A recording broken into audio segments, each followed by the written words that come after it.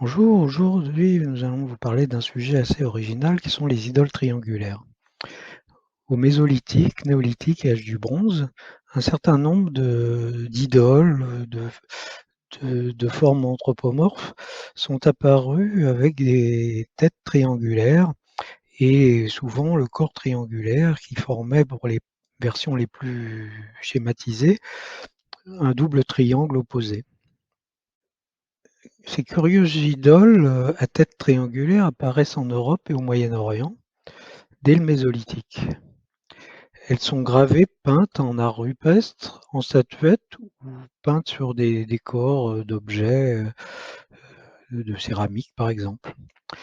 Dans cette présentation, nous faisons un point sur les différents exemples connus, zone par zone, leurs formes et les interprétations possibles. Ici, nous avons l'exemple d'une peinture de la grotte le Panda 2, qui est en Espagne, où nous voyons quelques exemples différents de ces formes à tête triangulaire. Donc ici, les triangles opposés. Ici, une espèce de personnage avec une tête triangulaire. Et ici, la tête triangulaire et les corps arrondis.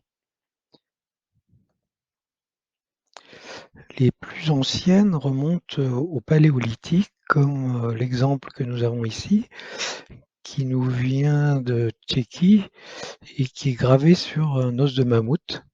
C'est une sorte de déesse mère comme il y avait au Paléolithique, mais dessinée, avec une tête triangulaire, déjà à cette époque-là.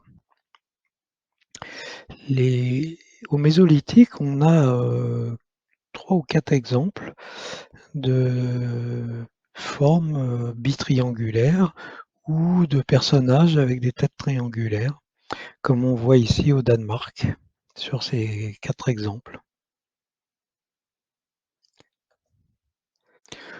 Au Moyen-Orient, nous allons rencontrer les premières formes du néolithique avec, pour Cataluyuk, différents dessins qui sont représentés sur des murs, comme ici ou ici.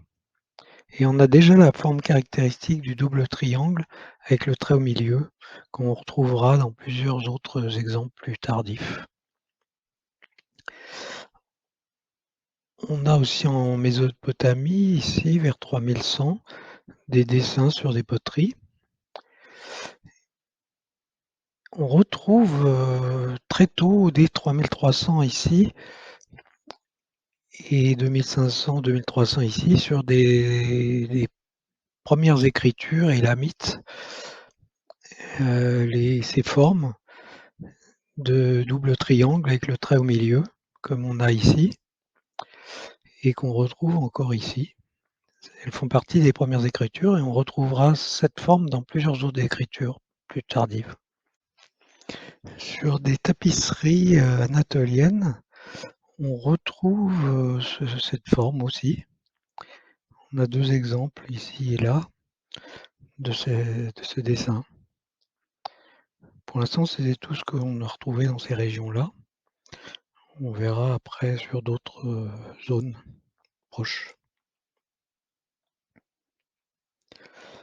Ici, nous entamons la partie de la péninsule ibérique où on a le plus grand nombre d'exemples de ces symboles d'idoles à tête triangulaire.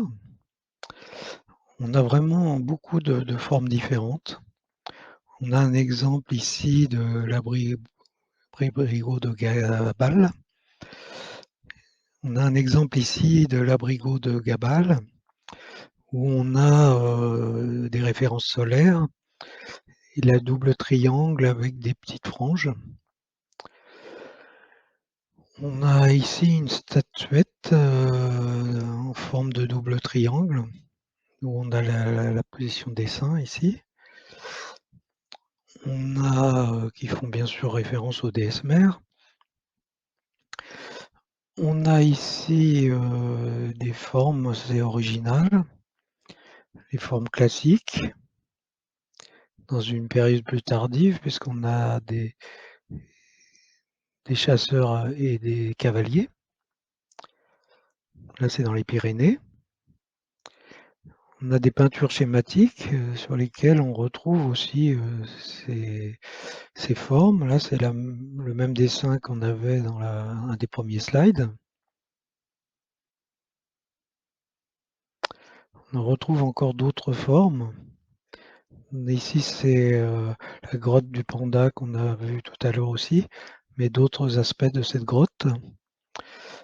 On a ici gravé sur des rochers ces formes qui sont souvent en cohabitation avec des cruciformes et ici avec des U.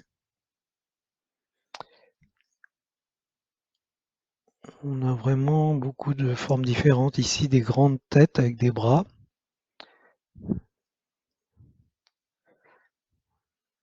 Tout ça, c'est pour l'Espagne, toujours.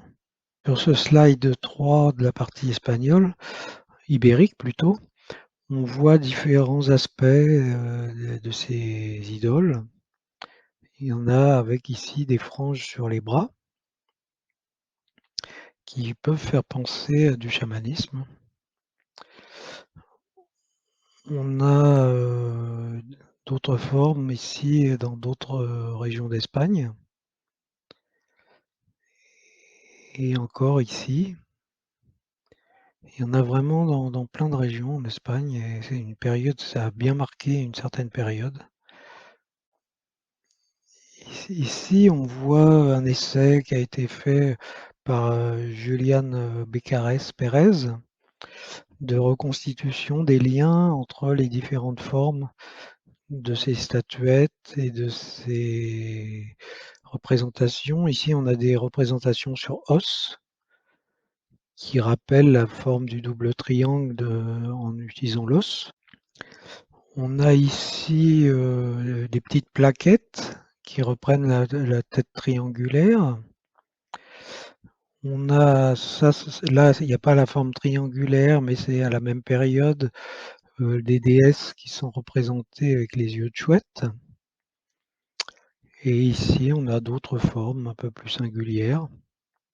Et là, il explique un peu les dérives potentielles de certaines formes.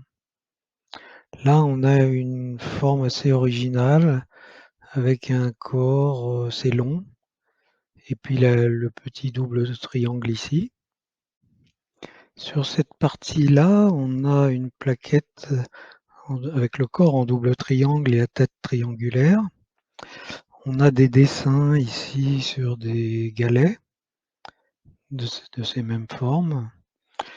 On a ici des représentations qui sortent un peu des formes habituelles, où on a le triangle avec le M pour le bas du corps, des formes en feuilles et une forme peut-être inversée ou une forme avec une croix. Là, on a encore les plaquettes. On a le dessin sur la plaquette en œil d'hibou, de chouette plutôt. Et ici, on a le dessin à l'intérieur aussi du corps de la première forme. D'autres dessins peints.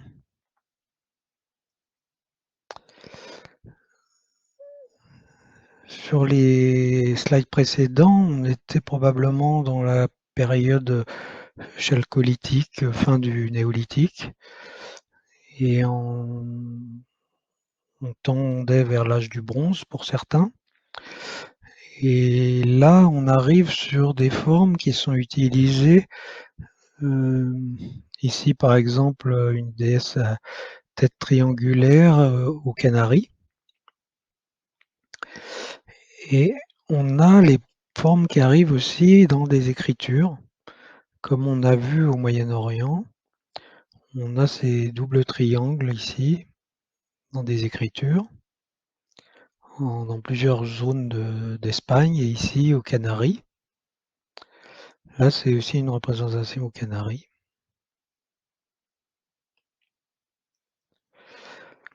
Ici, nous sommes plutôt sur la partie qui va de la Phénicie jusqu'à l'Afrique du Nord. donc qu'on appelle l'ibico-punique, où on a des langages écrits et on retrouve ce double triangle dans ces langues écrites sur ces stèles. Ici, c'est une stèle de Carthage, on retrouve le double triangle.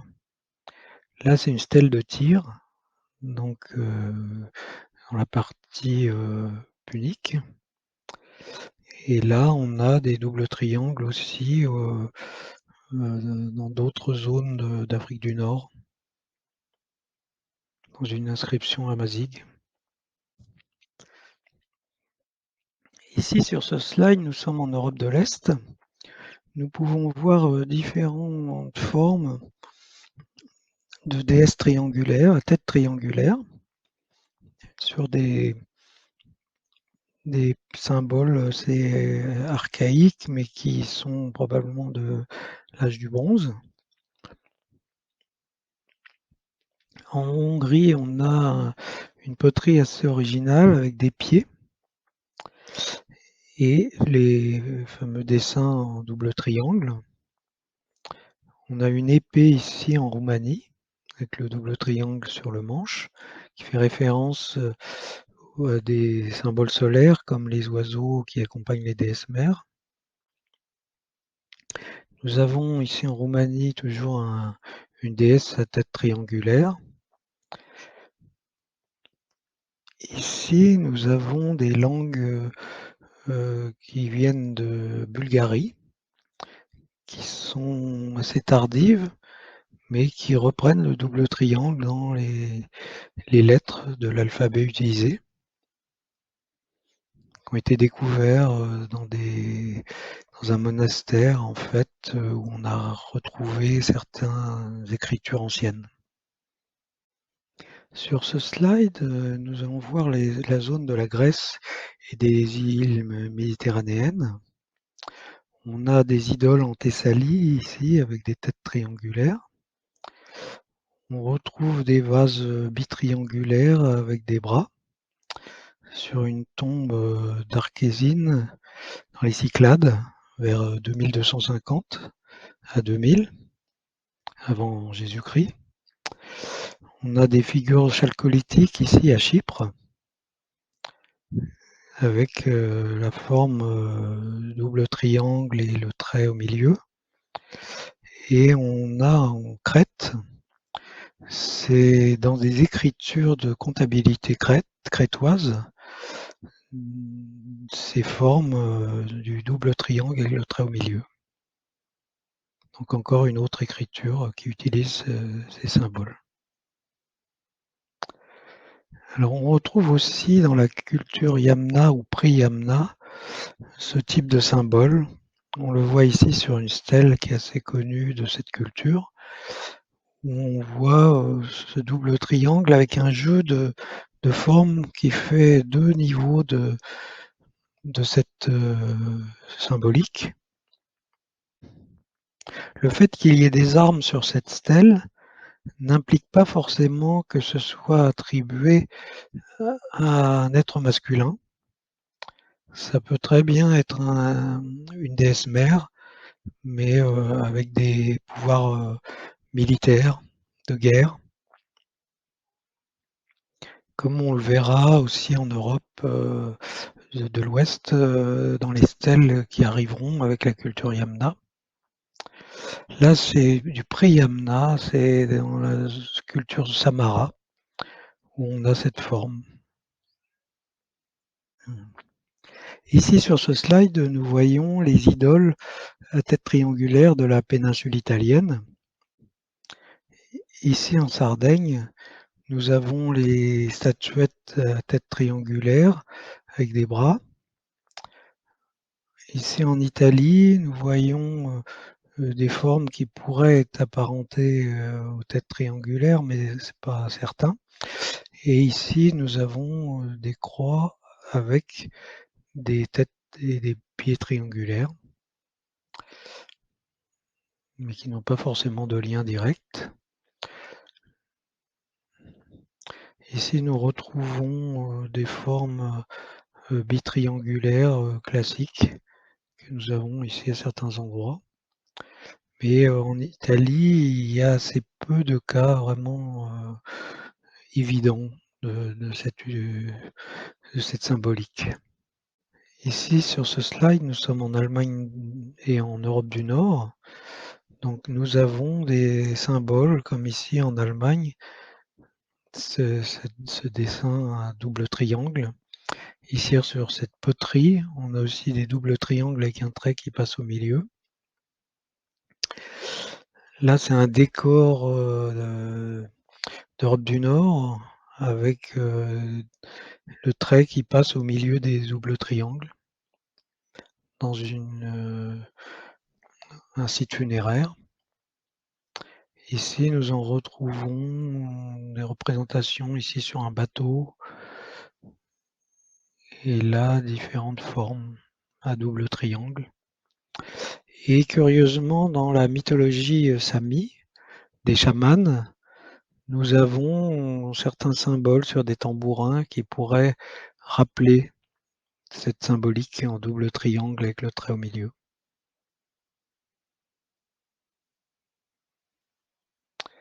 Là, nous sommes en Grande-Bretagne.